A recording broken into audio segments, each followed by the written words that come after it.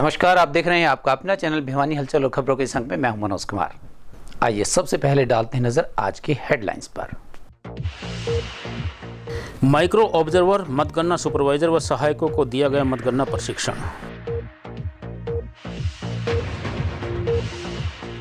धूम्रपान के दुष्प्रभाव बतलाकर मनाया तंबाकू निषेध दिवस। शहर की पेयजल समस्या को लेकर सीपीएम व सीपीआई ने किया प्रदर्शन।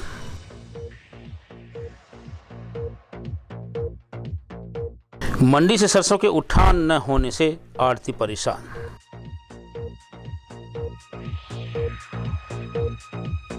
भीषण गर्मी के चलते बाजारों में मिट्टी के घड़ों की बढ़ी मांग। और अब खबरें विस्तार से। 4 जून को होने वाली मतगणना के लिए पंचायत भवन में माइक्रो ऑब्जर्वर, मतगणना सुपरवाइजर एवं सहायकों को प्रशिक्षण दिया गया।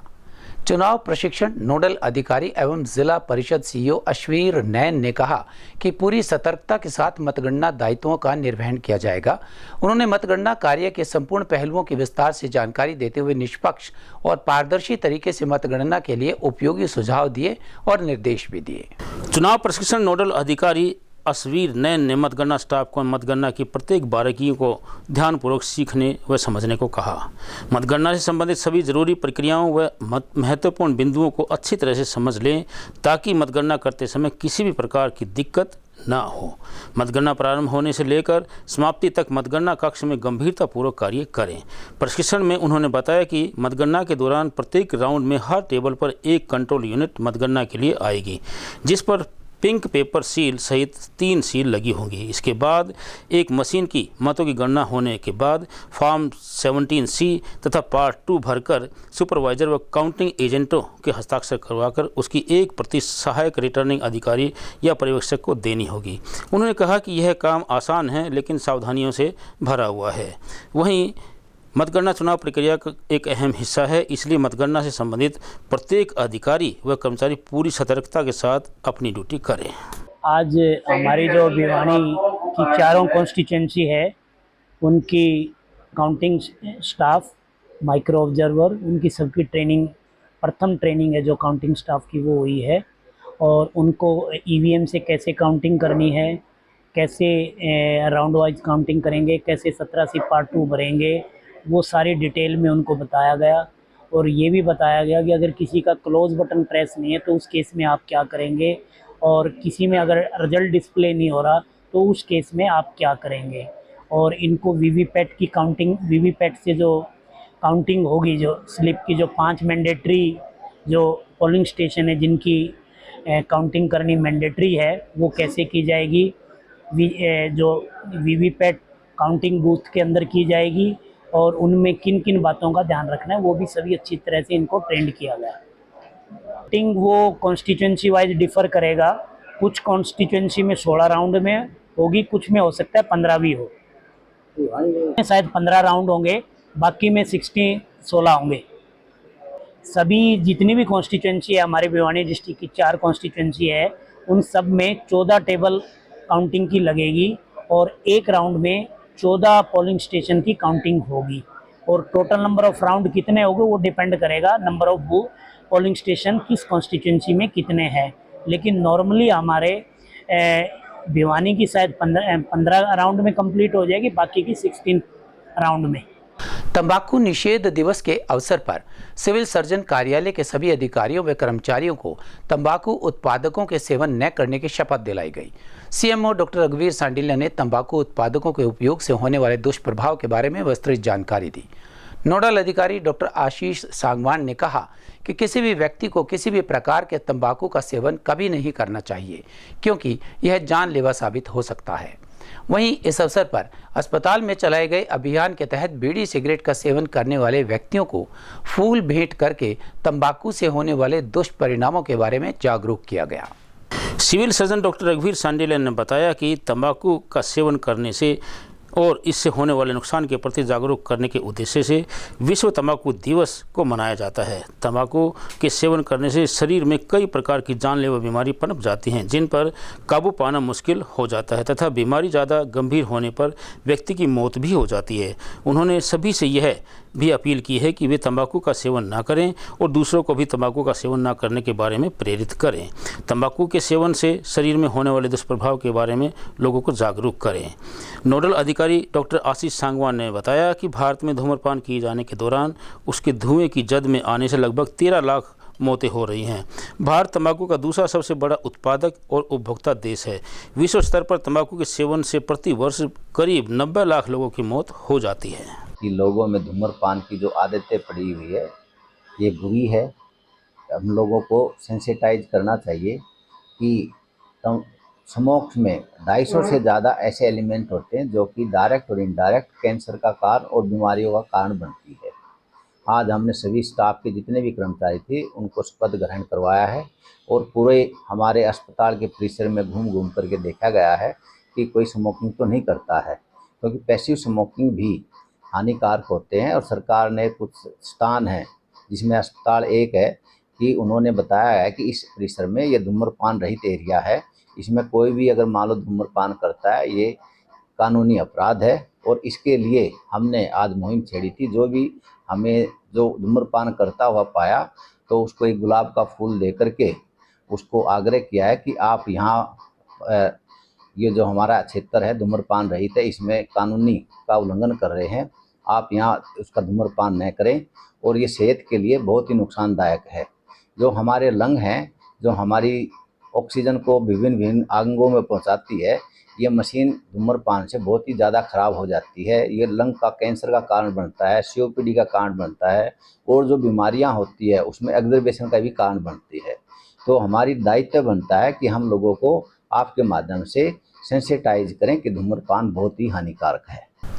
शहर में पीने के पानी की समस्या को लेकर भारत की कम्युनिस्ट पार्टी मार्क्सवादी, भारतीय कम्युनिस्ट पार्टी युवा कल्याण संगठन, जनवादी महिला समिति से जुड़े लोगों ने जन स्वास्थ्य अभियांत्रिकी विभाग कार्यालय के सामने जोरदार प्रदर्शन किया और ज्ञापन भी सौंपा। अधीक्षक अभियंता कृष्ण कुमार गिल ने कार्यकारी अभियंता सूर्यकांत के साथ संबंधित स्टाफ को निर्देश देकर आश्वासन दिया। अधिकारियों के आश्वासन के बाद रिटायर्ड एक्सियन सज्जन कुमार ने उच्च अधिकारियों को आगाह किया कि उनकी समस्या का समाधान 3 दिन में नहीं किया गया तो हजारों लोग सड़कों पर उतरकर प्रदर्शन करेंगे। प्रदर्शन का नेतृत्व मार्क्सवादी communist party comrade Om Prakash, मार्क्सवादी भारतीय communist party full Singh Indora, युवा जन कल्याण संगठन के कमल सिंह प्रधान ने किया। अधीक्षक अभियंता कृष्ण कुमार गिल ने प्रदर्शनकारियों के प्रतिनिधि मंडल के साथ शहर के जल संकट को लेकर 1 घंटे तक बातचीत की तथा अपने कार्यकारी अभियंता सूर्यकांत को बुलाकर जल संकट हल करने के लिए निर्देश दिए। उन्होंने कहा कि अपने विभाग के जेई व SDO को बुलाकर अन्य संबंधित स्टाफ को निर्देश देंगे कि जनता की वो शिकायतें सुने। उन्होंने संकट ग्रस्त इलाकों में पानी के टैंकर भेजने का आश्वासन दिया। मार्क्सवादी कम्युनिस्ट पार्टी के सचिव मंडल सदस्य रिटायर्ड एक्शन सज्जन कुमार सिंगला ने जन स्वास्थ्य अभियांत्रिकी विभाग के उच्च अधिकारियों को आगाह किया कि यदि उन्होंने 3 दिनों में शहर के जल संकट का समाधान नहीं किया तो दोनों वामपंथी पार्टियां सड़कों पर निकलकर राज्य सरकार का विरोध करेंगी। जिला सचिव हूं और आज हमने CPM CPI युवा कल्याण संगठन की तरफ से पब्लिक हेल्थ यांत्रिकी विभाग के SC साहब से एक्शन साहब से मिले हैं। पूरे शहर में पानी नहीं आ रहा, त्राई हो रही है और बिजली के कट लग रहे हैं। चलो कल तो हम बिजली बोर्ड के अधिकारियों को कह के आए थे, आज इनको बोल रहा है जगह जगह कोई थोड़ा बहुत आता है तो गंदा पानी आता है, पीने लायक नहीं है। इसलिए शहर के लोग दुखी हैं। आज SC साहब को हमने बोला है जी कोई शेड्यूल जारी करके, ये नहीं कि 1 बजे आ गया 12 बजे आ गया, लोग बड़े परेशान हैं और आता भी नहीं, सारी रात निकल जाती है शहर के लोगों की। तो कोई शेड्यूल बना के निश्चित टाइम पर सुबह शाम पानी छोड़ो ताकि उनके पानी उनकी टंकी वंकी में डल सके। गर्मी के मौसम को देखते हुए मेरी जनता से ये मैसेज है कि वह पानी की बर्बादी कम से कम करे। कोई पशु या कोई गाड़ी धोना इनको बंद ही कर दें, फिलहाल तो बंद ही कर दें क्योंकि तापमान बहुत बढ़े जा रहा है और नहर का टेन्योर भी पिछली बार जैसे पानी में कमी रही थी, तो चलो फिर भी हम अपने टैंक भर लेते हैं। उसके बावजूद मैं यही मैसेज दूंगा, जो भी आप लोगों की समस्याएं हैं वो आप अपनी कंप्लेंट मुझे व्हाट्सएप के माध्यम से या फ़ोन में आकर ऑफिस में आकर मुझे ऑफिस में दे सकते हैं, जिसमें समस्या का आपका समाधान किया जाएगा। पब्लिक हेल्थ की तरफ से पूरा आश्वासन दिया जा भी रहा है और वो काम भी करवाया जाएगा मौके पर जाकर। कुछ जगह हमारी टीमें लगी भी हुई हैं, क्योंकि गर्मी का मौसम है, सुबह शाम ही टीम काम कर पाती है। कोई गंदा पानी है या कुछ है तो उसको भी हम आइडेंटिफाई करते हैं, और जो सीवरेज हमारे यहाँ सिस्टम देख रहे हैं, हम उनसे भी रिक्वेस्ट करते हैं कि इनको खाली कराया जाए। कहीं ना कहीं अगर वो मिक्सिंग है तो वो गलत है, उससे बीमारियाँ भी हो सकती है, ये भी हम लोग मानते हैं। प्रगति कॉलोनी की आज जो समस्या मिली है उस पर एक बार चेक कराकर उसकी समस्या को दूर करेंगे, क्योंकि ये समस्या भी आज ही मुझे प्राप्त हुई है। यहाँ पर लोग बाग आने के बाद कोई मैसेज आया ना कोई यहाँ पर चिट्ठी आई। जागृति कॉलोनी का सर जो आज मेरे नोटिस में आया, मैं इस पर काम करता हूँ और अगर ऐसी कोई समस्या है तो उसका जल्दी निवारण कर देंगे। टैंकों में है पानी, हमने इरिगेशन से शेड्यूल ले रखा है, इस वजह से हम पानी राशनिंग कर दे रहे हैं। जो लोग कह रहे हैं कि एक दिन छोड़कर एक दिन आप पानी दे रहे हैं, वो इसी वजह से दे रहे हैं ताकि हम नहर आने तक अपने पानी को पूरा चला सकें और लोगों को उसकी डिमांड पूरी कर सकें। अनाज मंडी में पड़ी हुई सरसों का समय पर उठान न होने के कारण आड़तियों को परेशानी का सामना करना पड़ रहा है। उनका कहना था कि गर्मी के कारण प्रति बोरी 1 से 2 किलो सरसों कम हो रही है। मंडी सुपरवाइजर योगेश शर्मा ने बताया कि गेहूं का उठान पूरा हो चुका है, सरसों का उठान गर्मी के चलते कम मजदूर मिलने के कारण पूरा नहीं हो पा रहा है। सप्ताह भर में इस समस्या का समाधान करवा दिया जाएगा। सरकार ने इस बार जिले की मंडियों से रिकॉर्ड 28,85,402 क्विंटल सरसों की समर्थन मूल्य 5,650 रुपये प्रति क्विंटल के भाव से खरीद की है। अधिकतर सरसों को गोदामों में भेज दिया गया है, लेकिन समय पर सरसों का उठान न होने के कारण प्रति बोरी 1 से 2 किलो सरसों कम हो रही है, जिसका नुकसान आड़ती नहीं सह पा रहे हैं।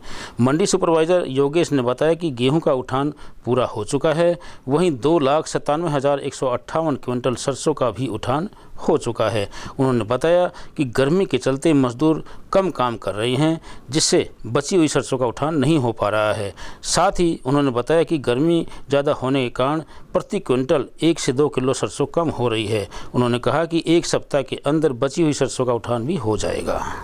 और गेहूं का लगभग हमारा पूरा उठान हो चुका है। सरसों का उठान हमारे कुल हमने परचेज 2,84,157 क्विंटल सरसों की परचेज हुई, जिसमें से परसों तक का 2,57,198 क्विंटल सरसों का उठान हो चुका है। और कल भी 10 गाड़ी के लगभग समझो 6,000 क्विंटल लगभग उठान और हुआ है। उसके अंदर वो लिस्ट में अभी हमने ऐड नहीं किया है। और उठान गर्मी ज़्यादा होने की वजह से लेबर कम काम कर पा रही, तो लेबर कम काम की भराई है, जो कट्टों में भराई है वो कम हो पा रही है।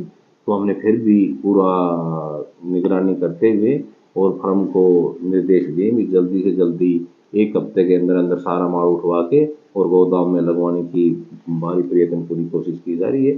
तो इसमें अब प्रक्रिया में कोई कमी है हमारी है नहीं। हमने भी आपने भी इसलिए पूछ लिया क्योंकि पत्रकार में एक ऐड आई थी, पत्रकार में ऐड 50,000 क्विंटल उन्होंने शॉर्ट दिखाया है। 50,000 क्विंटल शॉर्ट दिया है, तो हमारी परचेज मेरे हिसाब से भिवानी में 9 जगह परचेज थी, भिवानी जिले की दिखाया उन्होंने। तो हर एक जिले में 5-5, 7-7, 10-10 हज़ार क्विंटल अभी सेशन बाकी बची हुई है। तो मेरे हिसाब से 1 हफ्ते के अंदर पूरी सीजन का उठान कर दिया जाएगा। 1-1 किलो नहीं, बोरी के हिसाब से 2-2, 5-5, 4-4 किलो भी कम हो रही है। इसमें कोई ना गर्मी ज़्यादा है। आधुनिकता के युग में पीने के पानी के लिए मिट्टी के मटकों का अपना अलग ही स्थान है। बढ़ती गर्मी के साथ साथ मिट्टी के मटकों की डिमांड भी बढ़ जाती है।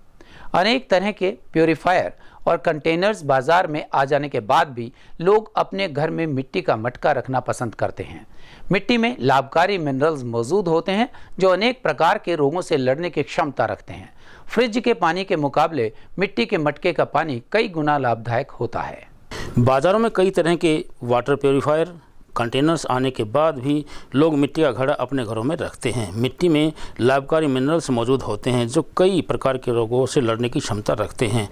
घड़े का पानी पीने से प्यास बुझने के साथ ही एक संतुष्टि मिलती है, जबकि फ्रिज का पानी पीने से प्यास नहीं बुझ पाती। आज हर घर में फ्रिज उपलब्ध होने से मिट्टी के घड़ों के व्यवसाय में कमी आई है, जिस कारण घड़ा बनाने का व्यवसाय प्रभावित हुआ है। इस व्यवसाय से जुड़े कुम्हार जाति के लोगों ने सरकार से सब्सिडी देने की मांग की है ताकि इस पारंपरिक व्यवसाय को बचाया जा सके। मैं तो जी 50 साल हो गए काम कर रहा हूँ। 50 साल से मेरे दादाजी करे करते थे, मेरे पिताजी भी करे करते थे।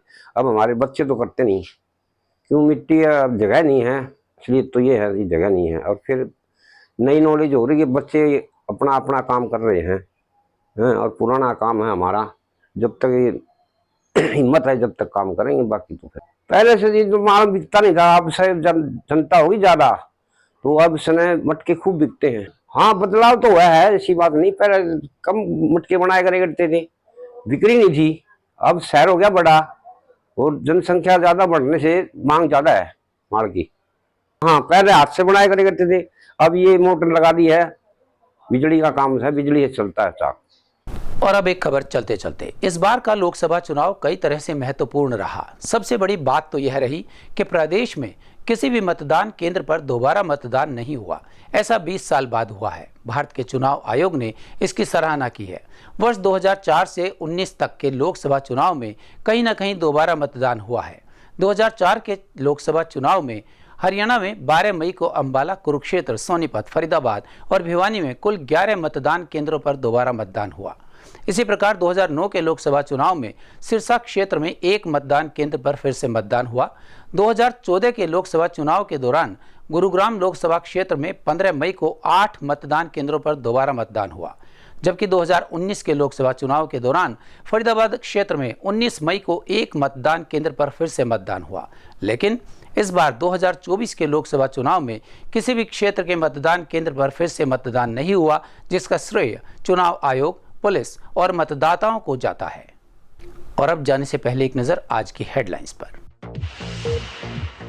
माइक्रो ऑब्जर्वर, मतगणना सुपरवाइजर व सहायकों को दिया गया मतगणना प्रशिक्षण।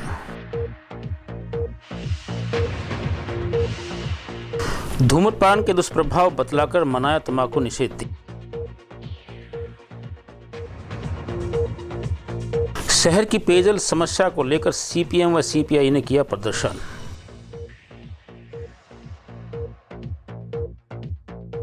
मंडी से सरसों के उठान न होने से आढ़ती परेशान।